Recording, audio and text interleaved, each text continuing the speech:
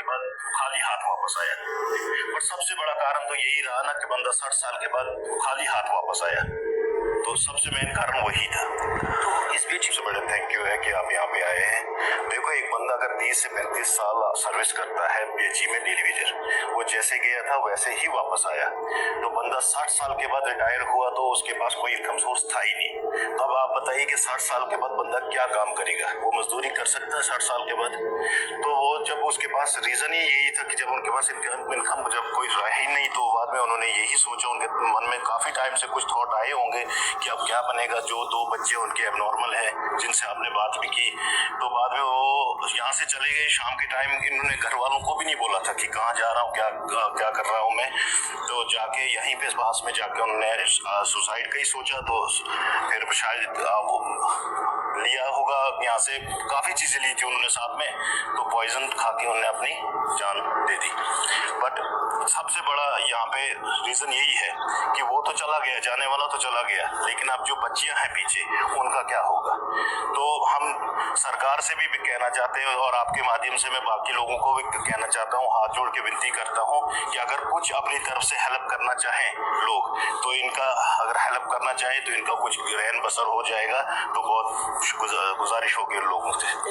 Diary में उन्होंने खत भी लिखा था, उस खत में क्या लिखा था उन्होंने? देखिए, खत जो पुलिस वालों ने उस टाइम उन्होंने अपनी कस्टडी में ले लिया था, बट थोड़ा बहुत जो हमने पढ़ा था उसमें ये लिखा था कि उन्होंने सिर्फ टारगेट पीएचई डिपार्टमेंट को किया है।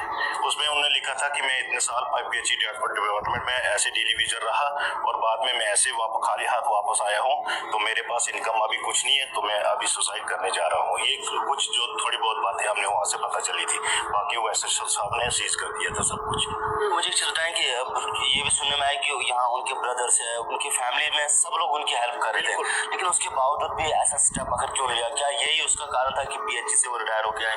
देखिए, मेन कारण तो वही है, बाकी तो उनके ब्रदर्स थे यहाँ पे, सारे हम एक ही घर के फैमिली के हैं, सारे उनकी हेल्प कर रहे थे धीरे धीरे। और लेकिन बंदा ने शायद सेल्फ रिस्पेक्ट के बारे में कुछ सोचा, क्या उनके मन में थॉट आया, तो उन्होंने सुसाइड कर दिया। अब वो वही जाने। पर सबसे बड़ा कारण तो यही रहा ना कि बंदा 60 साल के बाद खाली हाथ वापस आया, तो सबसे मेन कारण वही था।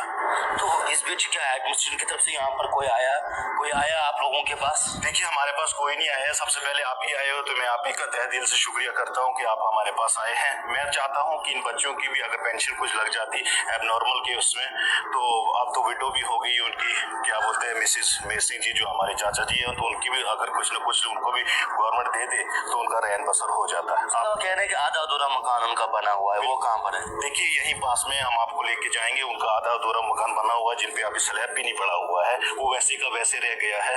और आप वो पूरा करना भी हमारे लोगों का काम है, लेकिन अब हम चाहते हैं कि हमारे साथ और कोई और भी लोग ताउन करें।